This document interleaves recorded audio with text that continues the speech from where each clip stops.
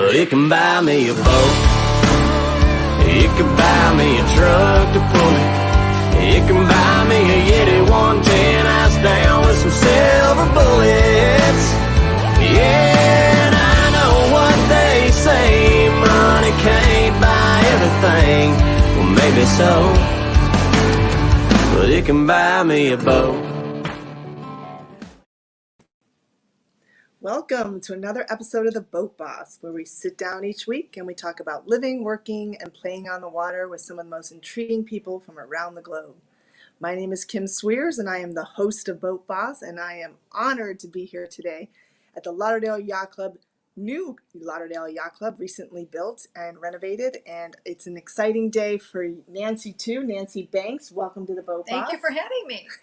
We actually just finished a great lunch. We did. Here at the Yacht Club, and she's my next guest on the show. And what an amazing story you have, I have to say. We were going over at it at lunch, and I didn't realize that you're actually not just a CEO, a lady boss. I'm the boat boss, but you're the lady boss. Yes. But you're also an innovator as well. Yes. So you're not just all beautiful, your brains too.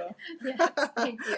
So I'm from Fort Lauderdale, born and raised in Miami, moved to Fort Lauderdale, and you are from? I'm from Naperville, Illinois, which is about 35 minutes outside of Chicago, the suburbs, western suburbs. Nice. And you moved here how long ago? I moved here about 17 years ago, and I love it here. Well, who doesn't, right? Right. It's like about 90 degrees out, sunny. You love boating, I understand. You and I have boated a lot. Yes, I love boating. I love being out on the water. Well, good. Well, keep it up. Keep us, keep the industry strong. So you are in an industry that I adore. I love getting my teeth cleaned. I love, everything about dentistry. And you have been in that business for 22 years, right? Yes, 22 years. So how did you go from, obviously you're very young, but you were really young back then, and you started out and you realized, I want to be a business owner and be a trade and have a trade, and you took it from zero and it's now, skyrocketed, and you're doing so well. So tell us about the Illinois Dental Institute and what you've done with it. Okay, so about 22 years ago, actually 23 years ago, when I graduated from dental hygiene school, I got a degree in dental hygiene, and I got a degree in science. Once I graduated, the state of Illinois had passed some new laws stating that dental assistants could do expanded functions in the dental office, but there was no such program at the time. And so in my class, some of my instructors said, well, why don't you step up and write the curriculum for the State Board of Dentistry? And I was like, what? How would I write curriculum? That just wasn't my forte. And they said, you should really look into it. So I contacted the state, and they said, you would be great for us. Why don't you go ahead and write curriculum? So I researched how to write curriculum. And it took me about just shy of a year.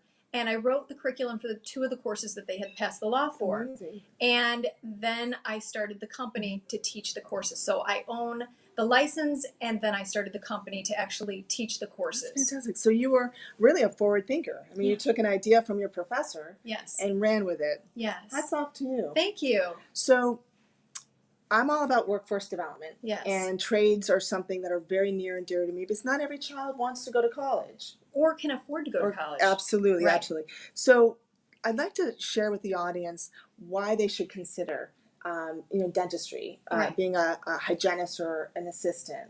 Tell us about why it's such a great profession. Dentistry is such a great profession. It'll be around forever because we all want to take care of our teeth, right? And so you have really good teeth. Thank you, and so do you. And so when I graduated from dental hygiene school, I was a dental assistant first for 6 years before I became a hygienist. And I went on to hygiene school because I needed to make more money. I needed to be able to provide for myself. And so once they passed these laws, the dental assistants now, once they got certified to do my courses, they were almost equivalent to a dental hygienist as far as doing some of these expanded functions in the office. So they went from making $13 to $15 an hour to making between $25 and $28 an hour, which is huge difference. Yep. And so that's why I started teaching the course to help them, because I probably would have stayed maybe as a dental assistant, except for the fact that I couldn't pay my bills. Yep. And so then I went on, right, that is a problem. So, and then about 2 years ago during the pandemic, I had some extra time on my hands, like everyone else. And the state of Illinois passed some more laws stating that you could do more functions in the office if you went to an accredited institute, which I have. So I wrote curriculum. I sat down again and wrote curriculum for a 2-day seminar, which is called Coronal Scaling. And so I now teach that as well. So I now have these 3 courses that my institute teaches. Coronal scaling. Yes, coronal scaling. So you're just very smart. I can tell. Thank you. So how long does it take to actually get from, when you're in your course, from Okay. start to finish? If someone were to say, I want to be a hygienist or an assistant, Uh-huh. so it's 6 months in the office, and then how long is the schooling? It's about 1,000 hours of experience, which is about 6 months, before they can actually take my first course, which is coronal polishing or sealants. Once they come to that course, then they have to do those two things in the office for about 2,000 hours. Okay. And so that's probably another year. So they have to get, their feet wet a little bit with those two courses and be working with patients on a clinical setting. And then they can take my coronal scaling course, because coronal scaling is actually picking up those sharp instruments. You really have to know what you're doing. Yeah, I mean, it can be scary. So when they take, that's a 2-day course. The other courses that I teach, those are a 1-day course. Got it. The coronal scaling class is a 2-day course. It's a 16-hour course. So when they come in, they're working on mannequins. They've got their own instruments. Nice. And so, yeah, it's much more involved. Well, anyone that's looking for a new profession, or you have a son or a daughter, this is definitely something to consider. It really is. I'm really excited that we can get that word out. Yeah. Well, you are also a forward thinker. You had a situation at a grocery store where you put your purse in a cart. Yes. And again, was able to identify a need. A need. And Exactly. so tell us about your innovative side, because I'm sure Shark Tank is going to be watching this. So tell me, how did this all come to play? Okay, so like you said, I had my bag in the cart, and when I picked up my bag, I felt something wet on my arm, and I realized that a diaper had leaked into the grocery cart. And it got on my bag and was on my arm, and I thought, this is insane. The grocery stores need to provide a safer environment for their customers. So I came up with this product that was only recyclable at the time. Now it's biodegradable just in the last couple of months.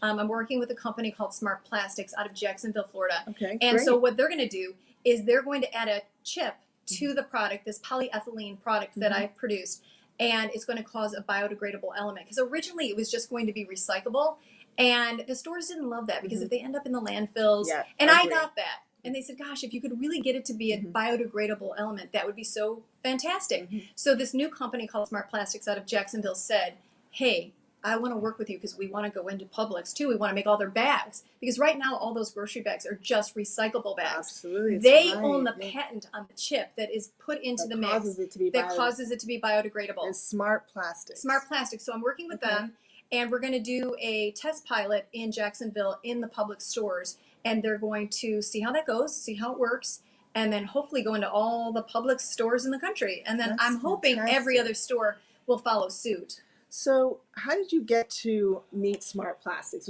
How did you find them? Because collaboration is so important when you want to scale your business or do a product in your product launch. How did that happen? You know what? I was just kind of networking, and some people knew about the product. I went and pitched it to Walmart a few years ago. So I had a few friends that had said to me, that was actually Walmart calling. And they said to me, listen, I heard about your product. How is it moving along? Are you able to make it biodegradable? And I said, just recently, this company, Smart Plastics, came out with a patent on this little chip that's going to go into the polyethylene mix and create this biodegradable element. And so Publix is on board. We're going to work with them. We'll do this test pilot, and then hopefully, like I said, it'll go into every store in the country. And then I'm hoping every other store will follow suit. And then I also own the utility patent on the not just the grocery cart, but also the restaurant high chair liner. Oh, very nice. So I got those. A big need. That is a big need too. So we're going to work on this one first, and then we'll follow up with the restaurant high chair liner. So I see Shark Tank in your future. Maybe. Mr. Wonderful, I know we follow each other on LinkedIn. You might want to check her out. That would be great. So what does the future look like for you? Obviously, your son is going to college. Yes, my son's actually going to the University of Illinois, or University of Chicago, I'm sorry. University of Chicago for medicine. Yes. And so that's exciting because my family and all my friends are kind of still back there. And my business is there. Yes, I go there about once a month. And then your daughter's still in school. My daughter's a sophomore, so that's exciting too. Yep. And so for you, you're a single mom. I am. And you've done so well. I'm so proud of all your accomplishments. But there's a lot of mom and dads out there that are obviously in your situation or want to be successful but are struggling as a parent, a single parent. Yes. Any words of wisdom that you could share with somebody that's, looking to aspire to where you're at? Absolutely. I think you just need to follow your dreams. I think if you have an idea and just pursue it. I've had a lot of doors shut. I mean, like I said, I pitched it to Walmart. They loved it. And then all of a sudden they backed off. Yeah. So I just never gave up. follow your dreams. If you Love really it. believe in something, just keep going. Eventually, it will work out for you. I love it. Yeah. I love everything about that. And that's actually how I close the show. So I always say, we're going to close out the show because A, we have to get back to work. Right. And B, we have to make some money. Right. So I always say, thank you for being on the show, first Thank of you all. for having me. But as I always say, define your dreams, go after them. That's right. And whether you live, work, or play on the water, just get on the water, because there's nothing better than a lifestyle on the water. I agree. I love it. So Nancy Banks, it has been awesome having you on the show. Thank you for having me. And if you're interested in learning more about anything that you've heard on the show, please reach out to the Boat Boss or Nancy Yes. on LinkedIn or any of the social platforms. We would love to help you out and share her success with you. Thank you. Signing off for another week of the Boat Boss. Have an epic week, everyone.